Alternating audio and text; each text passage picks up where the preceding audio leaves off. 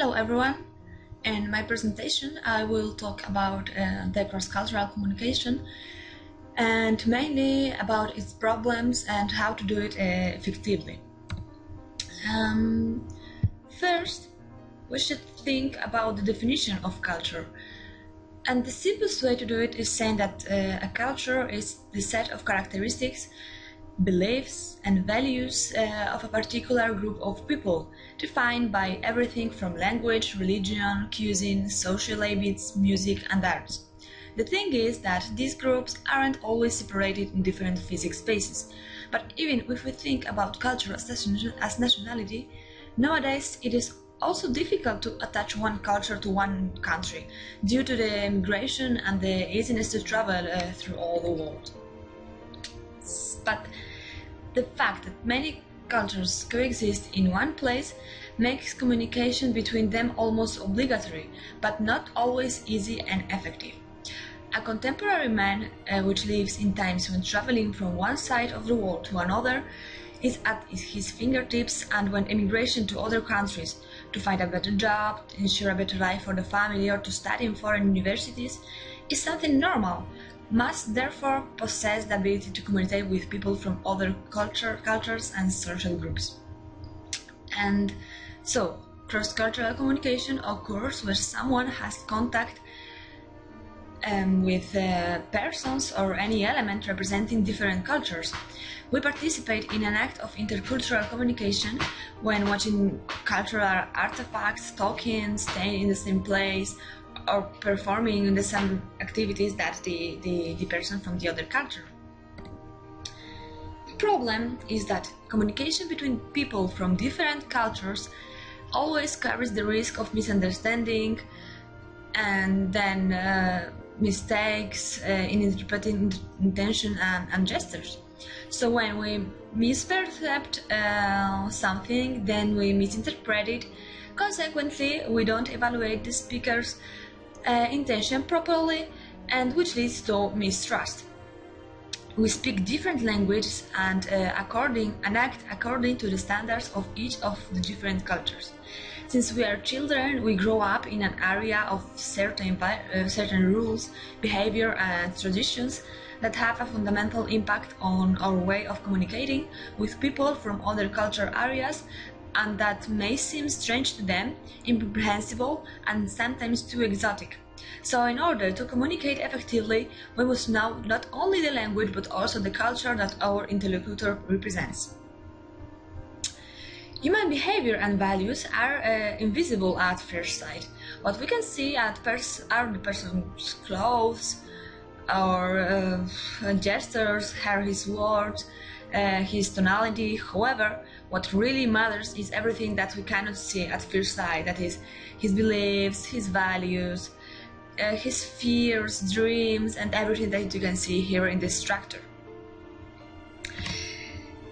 Even if we divide these elements in three groups, firstly, the things that we see in the very beginning as clothes, physical appearance, then we have also the speaker's behavior and his gestures, from which we can deduce some more information. For example, if a person is nervous or calm, but we have still the third group of features here that we cannot deduce if we don't know his culture and his values.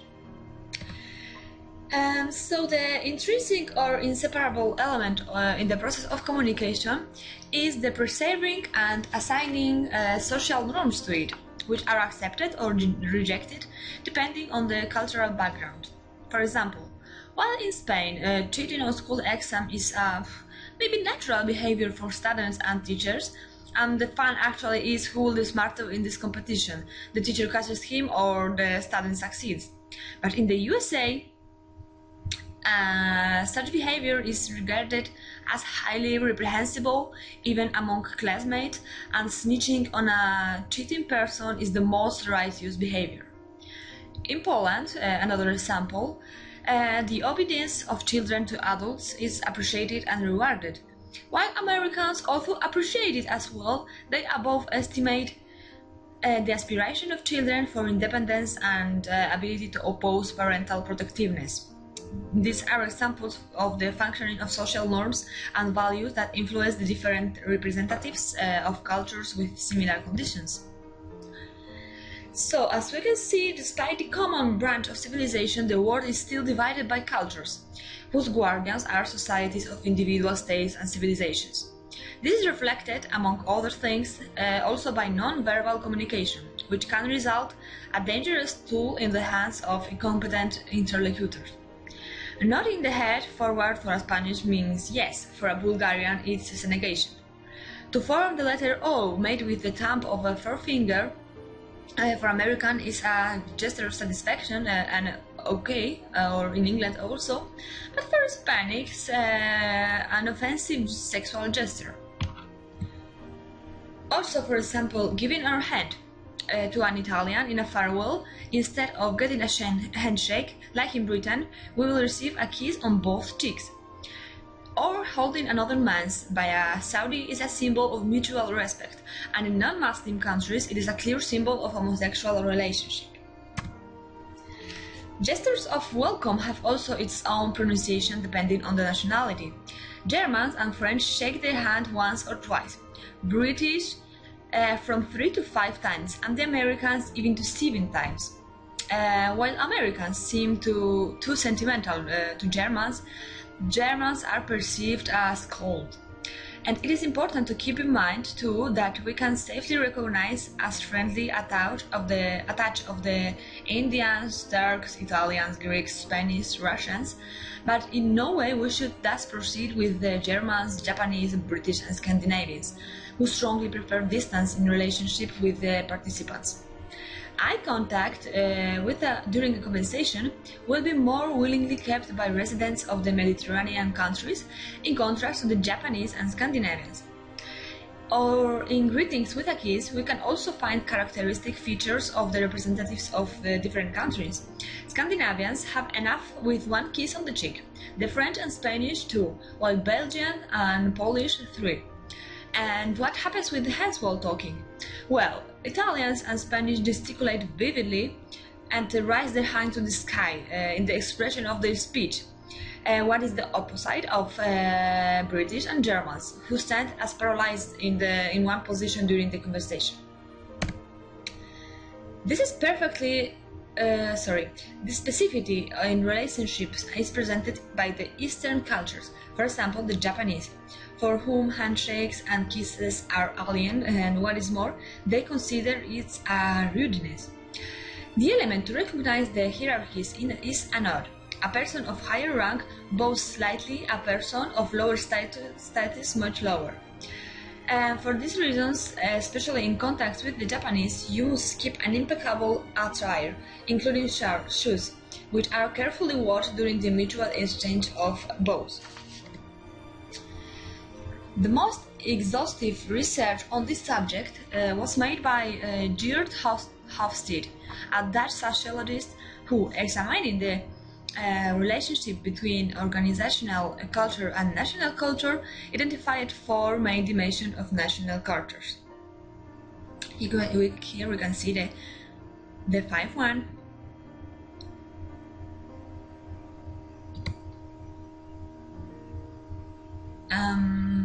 The first one is the power distance index, specifying the extent to which the less powerful members of organizations and institutions, like the family, accept and expect that power is distributed unequally. Cultures with high power distance, like for example the third world countries, Mexico, Singapore, India, accept a division into privileged social groups, mostly empower and subordinating the rest of society.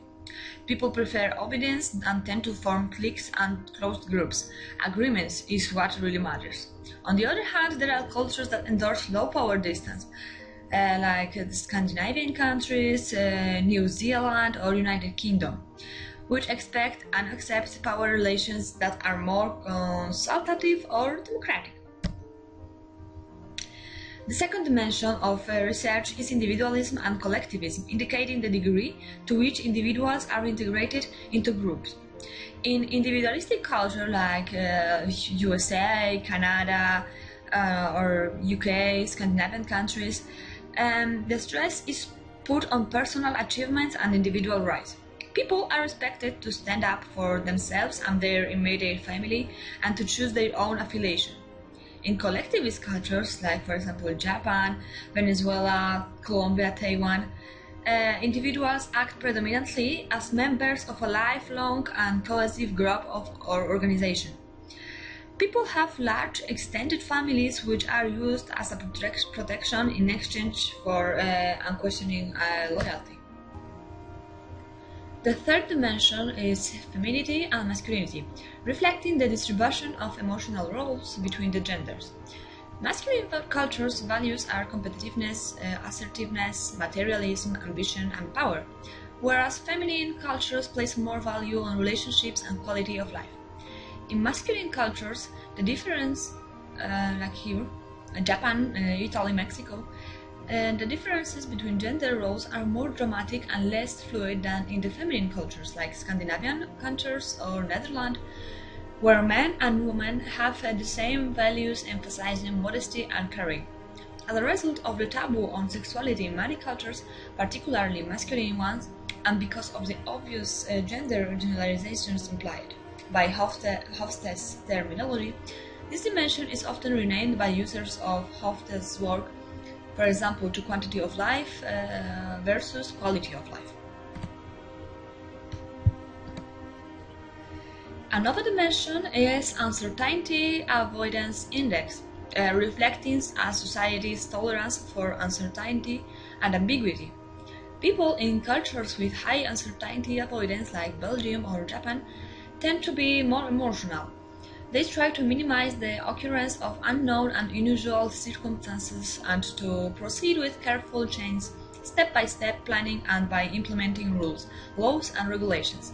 In contrast, low uncertainty avoidance cultures, like Denmark or Sweden, accept and feel comfortable in unstructured situations or changeable environments and try to have as few rules as possible. People in these cultures tend to be more pragmatic and they are more tolerant for change. The last one is long-term orientation and short-term orientation, first called Confucian dynamism, and it describes the society's time horizon. Long-term oriented societies, mostly Asian countries, attach more importance to the future. They foster pragmatic values oriented towards rewards, including persistence, saving, and capacity of adaptation. In short-term oriented societies like Australia, Germany, the United Kingdom, United States, values promoted are related to the past and the present, including steadiness, respect for tradition, preservation of one's faith, reciprocation, and fulfilling social obligations. So Hofstede's typology is the minimum of knowledge about the culture of our interlocutor that we should have. Another very important element that can affect the quality of intercultural communication is the worldview, that is the set of values, opinions and beliefs about human existence and the origin of the universe, which is reflected in the collision, for example, of extreme religions.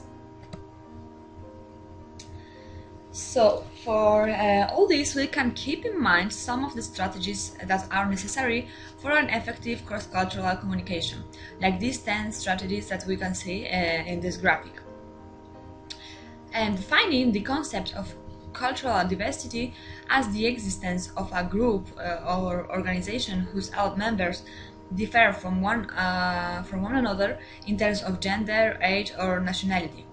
But importantly, this definition draws attention not only to the aspect of multiculturalism, but also gender and age as the differentiating elements and that may cause conflicts in groups. This factor is emphasized by the definition of culture of the Polish sociologist Elżbieta Hałas. Culture is the sum of all the ways in which groups differ from other groups. It shows what is common in the group and what also is not shared outside it. So, to sum up, the perfect model of a multicultural group is characterized by the following features: pluralism, full structural integration, lack of prejudice or discrimination, the lack of a gap in organizational identification, and a low level of intergroup conflict.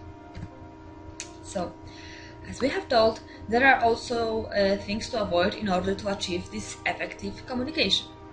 The most common source of conflict is the diversity and the consequent misunderstanding in communication, fear or mistrust resulting from the prevailing prejudices. It is characteristic in cross-cultural groups the so-called subtle discrimination, which consists in jokes, striking representatives of another culture, all kinds of dominant behavior, but also an excessive protection against the failure of minority groups, that is protectionism over the top. Another obstacle standing in the way of cooperation between cultures is to rely on wrong stereotypes about race, gender, religion, or age. Another barrier is the denial of the obvious cultural differences. People meeting with cultural differences in the perception of problems, another approach to solving problems, attribute this to the characters features of individuals and not predetermining this behavior by cultural patterns. And from a point of view, the most serious barrier for examining international differences is the cultural ethnocentrism, also known as ethnocentric arrogance. This phenomenon consists on the perception of one's own culture as better and more valuable than others. And Shu brothers, in the book Counseling the Cultural Diverse, published in New York in 1981, highlighted that a culturally skilled counselor is one who's aware of and sensitive to its cultural baggage. This means that in order to communicate properly in a multicultural environment, we must first reject the ethnocentric view that the communication styles of our own culture are the best. So, to conclude, I will tell only that we should keep in mind that we live in a multicultural country where cross-cultural communication is unavoidable, so we should know how to do it effectively. Thank you all for having watched my video and good luck in your presentation. See you in the exams.